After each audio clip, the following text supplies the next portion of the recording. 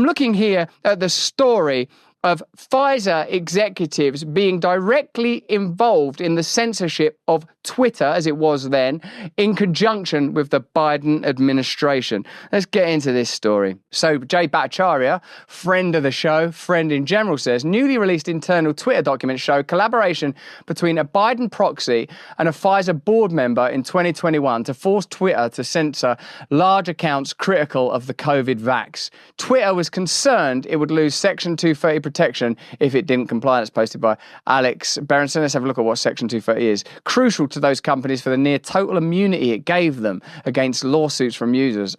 Twitter took threats to it seriously. We will always be proactive and vigilant about protecting 230, Lauren Culbertson, the company's then head of United States public policy, wrote in 21. Okay, let's have a deeper look at this story and the emerging fact that Pfizer were directly involved in the control of information that was accessible to you on platforms like X.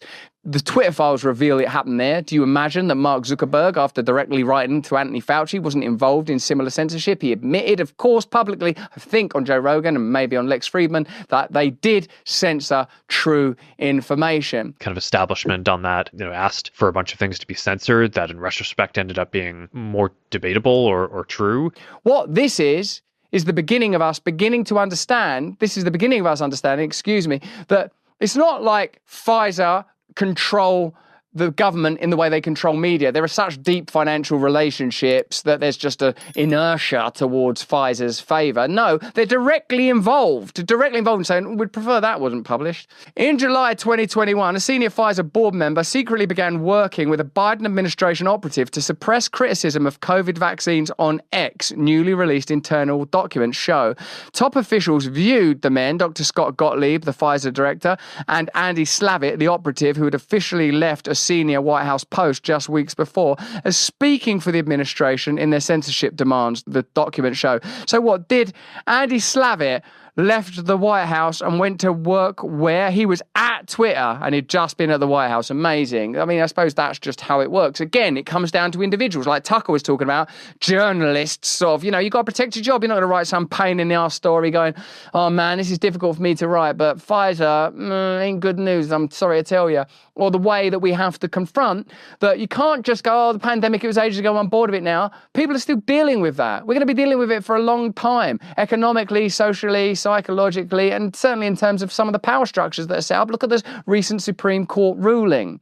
We're going to have to face the facts, and the facts are this, that we bloody well gave up too much power and we were exploited to an unprecedented degree.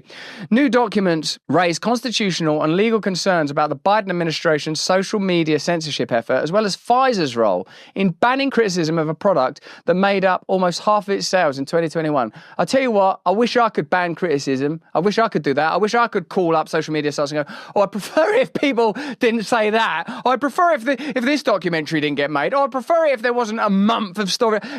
This isn't something that's afforded to individuals. It's certainly not something that's afforded to dissenting individuals, but by God, is it afforded to the powerful? And it's just been further legitimised, as you're well aware if you were watching the show a little earlier. The new documents provide crucial perspective on the Missouri case, showing how far would-be censors went in 2021 to prop up public confidence in the COVID jabs. The documents also show the power the White House had over Twitter, which badly wanted to avoid confrontation with it. Isn't that staggering? So far, we've already had Kennedy, who's, by the way, not going to be debating tonight, I wonder why, saying that 5 states are suing Pfizer.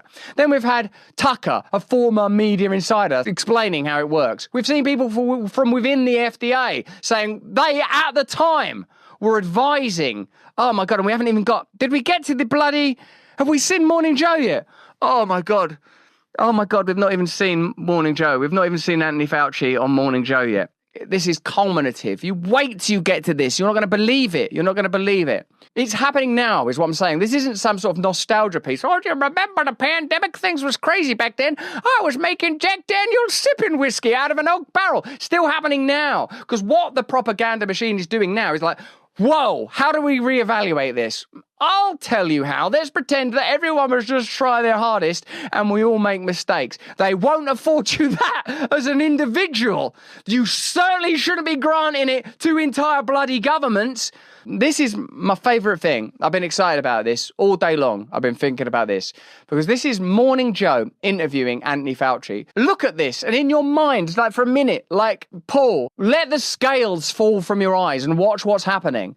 Joe is not interrogating Anthony Fauci. This is not opposition. This is what this Morning Joe interview with Anthony Fauci is. It should be, what the hell was going on, mate? What were you doing? What were you facilitating? Instead, it's like, can you take this opportunity to hit us with what you want us to believe now? The key thing for you to bear in mind is we now know how much Anthony Fauci knew at the beginning. We've already seen in today's show that they suppressed information about myocarditis, that they compressed it, that they didn't reveal it, that they had indemnity, that Anthony Fauci supported natural origin over lab leak theory, that they were financially involved. I mean, like, look at the opportunity that's been afforded to this guy. Look at the heft and freight and weight of the machine being put behind the juggernaut so that it continue to roll forward, so it can blow through the November elections like it'll blow through the elections in our country. Do you really think that you're going to wake up in the UK on July the 5th and like, oh, there's been some change. There's been real change. It's not change. It's same. You are not offered change. You are offered same.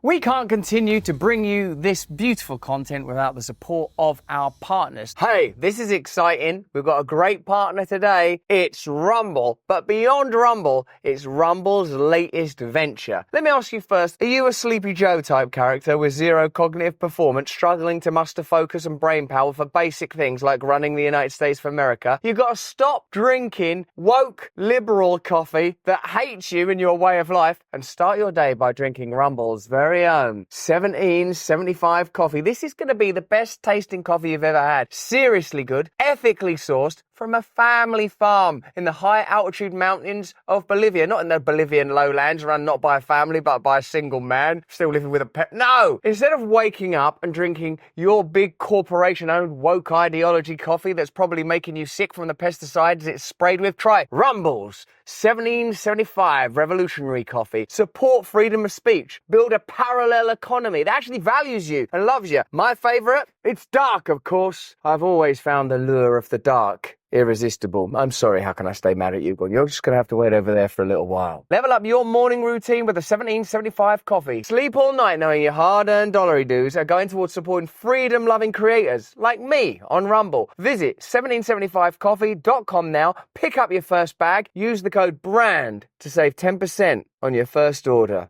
Oh, come on. Why choose, you know? Okay, back to the content. Here's Morning Joe willingly shilling for the establishment and on the basis of the evidence of today, supporting wide-scale global death. Let's get into that, shall we? We're talking about the first pandemic since 1918, 1919. Body language of Morning Joe tells you that this is a cozy, compliant, convivial, collegiate exchange. Hey, buddy, how's it going? So what do you want me to tell people to believe on MSNBC today? How shall we frame this favorably for you? And, you know, we often talk, Doctor, about the fog of war.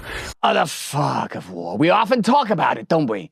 That fog of war, like all the wars we've been, and it's not us, is it? It's innocent American people and people around the world and Ukrainian people. And we support those wars, and by God do we support them. But it wasn't COVID a type of war, though, and couldn't we sort of reframe all of the lying and treachery and deceit and propaganda as kind of errors that you might make while facing heavy artillery? Do you think people would buy that? They won't buy that, will they? It's too crazy. It's too much of a ridiculous lie. There's too much information out there. Fuck it, let's try it. Well, this pandemic was a war of its own kind with over 1 million people dying.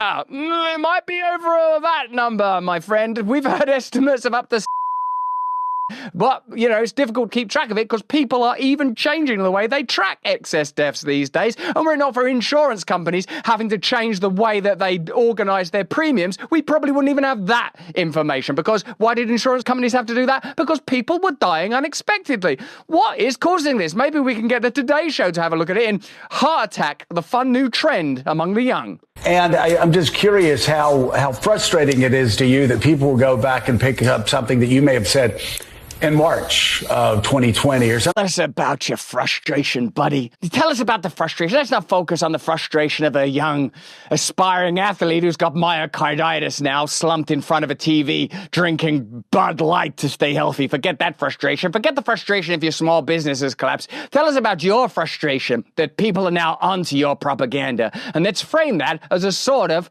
war fog together, shall we, old chum? Something that another health official or a politician may have said later in that year, whether it's about masks or vaccines or anything, we didn't know. Oh, masks and vaccines are all that stuff that we were willing to shame and kill people. Masks and vaccines and 6 feet, and whether or not it came from a lab or those armadillo creatures, pentanagalings or whatever the hell they were called. All of that, let's just put that in the past, shall we? None of us knew where this was going. You acted like you knew. You seemed pretty confident at the time. I still remember, vaccines, this is the best day of our lives. Woo, come on, let's do this again. Hip-hop versions of vaccine songs aimed at kids. Vaccines aimed at people with different sexual orientations. Vaccines for everybody. It was not like it was, look, just remember, it wasn't this. All right, guys, this is pandemic. We're all surprised because we've not been in this position before. We're not sure what to do, so we're going to keep an honest and open dialogue going. Thank God for the miracle of social media, because experts from around the world get your opinions out now so we can organise together. And in the marketplace of ideas that we're always on about, let's use that to come to a consensual truth together. Let's discuss that together, and over time we'll get somewhere. It seems like, obviously, let's protect vulnerable people with respiratory conditions. Let's get them in their homes, but we're going to have to, of course, consider all the mental illness and addiction and economics and cancer, patriotism. There's so much to consider here. Wasn't that, was it? It wasn't circumspect or doubtful or considered. It was hysterical. It was hyperbolic. Now, we're all like, oh, yeah, we didn't know. Not in the old fog of war. It was the fog of propaganda, not the fog of war that was the problem. None of us knew. Like, for instance, how long would the vaccine work? Would we need one booster every 5 years? Would we need one every 5 months? Every 5 minutes. I mean, what works for Pfizer's bottom line? Well, the more vaccines they take, the more money we get. So keep telling people to take vaccines all the time, even if maybe it's...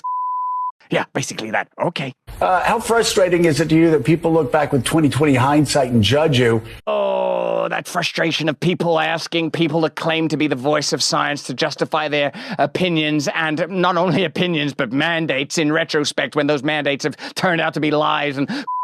That must be so frustrating. Let's get Goebbels on here. How frustrating was it that people said that maybe you shouldn't have said all those things about those different people? When you and the rest of the world was in the fog of war. Fog of war. That's a phrase. Imagine Joe before the show chewing a pen.